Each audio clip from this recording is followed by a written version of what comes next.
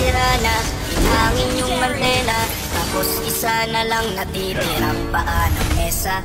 Yung refrigerator, kung dati masagana, ngayon wala nang kalaman naman, puro daga pa. At ang damitan natin ay puno ng kambana. Sa tuwing sinisilip ko, mas lalong namimiss kita. Kaya eto ako ngayon, maya't mayang naluha. At ang tanging kayakap ko ay ang payat ng pusa.